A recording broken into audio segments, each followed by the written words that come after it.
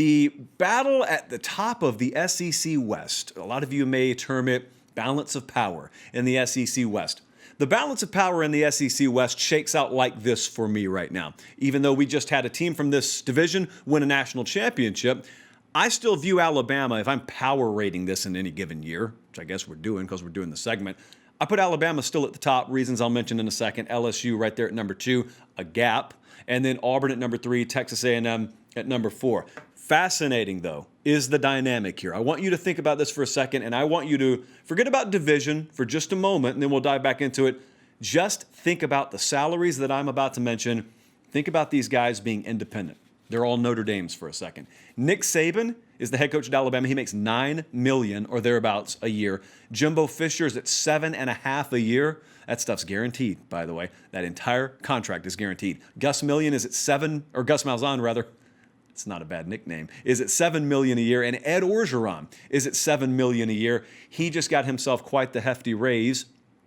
All of those salaries are good, by the way, guys, for top 10 nationally.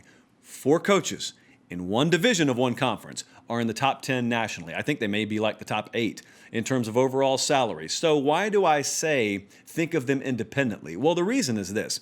If any of these guys were an independent and they just put together their own schedule and let's say it rated, 25th, 30th in the country in terms of strength of schedule, so good enough to avoid serious criticism, all these guys would be winning 10 games a year. I have no doubt about that. They're all good enough. I think they're all capable. I think they're all probably worth what they're being paid, and even if I don't believe it, their employers believe it, and that's what value really is. It's a combination of what do you think I'm worth and how replaceable or irreplaceable am I right now. So, for instance, in College Station, Texas, they looked at their program and they said, top to bottom, we check all the boxes. The only thing that we don't have right now is the right guy in the driver's seat. We think Jimbo Fisher is that guy. It's no mystery. He's won a national championship before, so let's give him $75 million guaranteed. And that's what they did. I don't have a problem with that. I'm not here to tell anyone they're overpaid. In fact, you could make the opposite case, but we're not going to go down that road tonight. So the bottom line is if one of these guys was in the Big 12 and one of these guys was in the Big 10 and ACC, there would be enough wins to probably go around. But you and I both know that's not reality. Here's reality. There aren't enough wins to go around in the SEC West. Saban and Alabama are going to be good as long as he's there. I believe that Ed Orgeron and LSU did not accomplish merely a flash-in-the-pan performance last year. I think there's a lot of staying power about the program's DNA and their culture right now. I'll get back to LSU in just a second.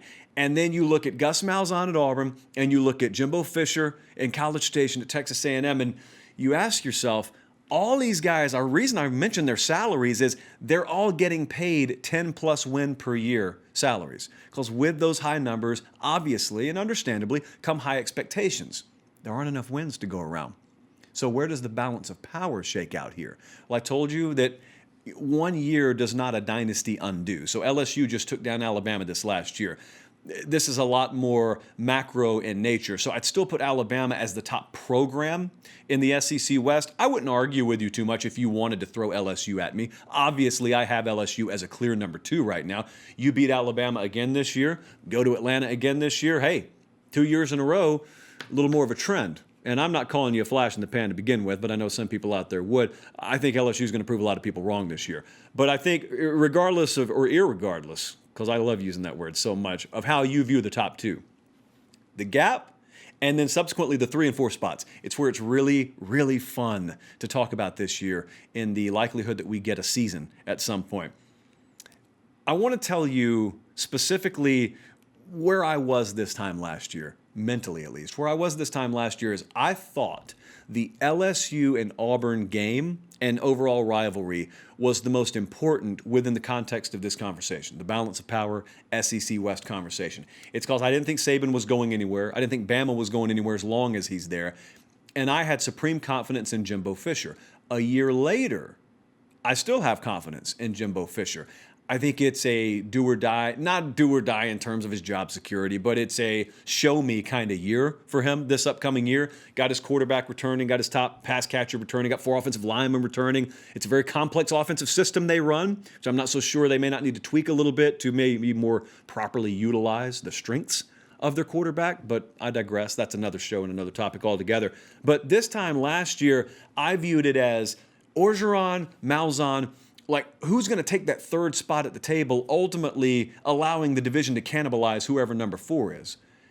And yet we look here a year later, and I think that Auburn's still in that equation. I just think it's an Auburn-Texas A&M question right now, an Auburn-Texas A&M dilemma. And the reason why, to me, it's so clear to put Auburn ahead of Texas A&M when you're talking balance of power is, well, Auburn, first off, Fisher's yet to beat Auburn in his 2 years at Texas A&M, including at home last year, in a game I thought that was a must-win for them. Secondly, think about what Auburn was able to do last year. They played Georgia close, and okay, A&M played Georgia close, but they being Auburn, beat Alabama. Alabama went into College Station and pretty much smoked Texas A&M.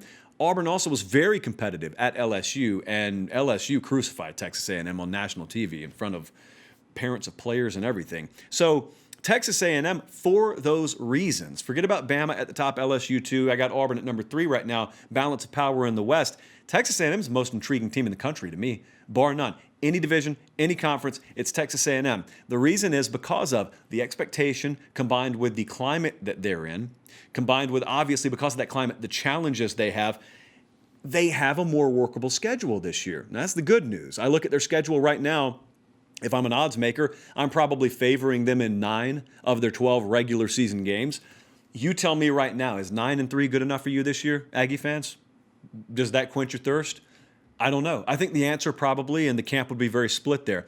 They are not going to, in all likelihood, face a ranked opponent until week 7. That's when they go to Auburn. This is not a front-loaded schedule at all. Now, they have the luxury of returning some experience at quarterback. So unlike some of their peers in the SEC, they're not looking to install a new offense with a new coordinator and a new quarterback. So they do have a lot returning in a year where, more so than any other year, returning starters and experience is probably going to be at a premium here. The quarterback position's always like that. Question Aggie fans have is, okay, well, what are we returning at quarterback? Kellen Monier came on late in the year, but I mean, we haven't been winning big games here. Is it that we're not talented enough at quarterback? Is it maybe that the system that we run here is probably a little too complex given the fact that we can recruit stud athletes? I mean, we can out-athlete some people. Maybe we don't need to do it the way that we've done it. Those are not really questions for a fan base or myself. Those are questions for Jimbo Fisher to answer.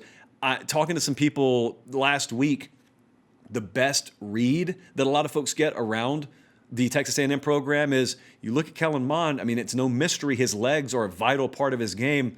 Probably need to use them a little bit more. But Texas A&M in the SEC West, because of all these reasons, it's the team, when we eventually get to a college football season, I am most excited to watch this year because that's a really good team. It's a really good roster. It's a really good coach, and they could go 8-4 because that's how deep the division they're in is right now.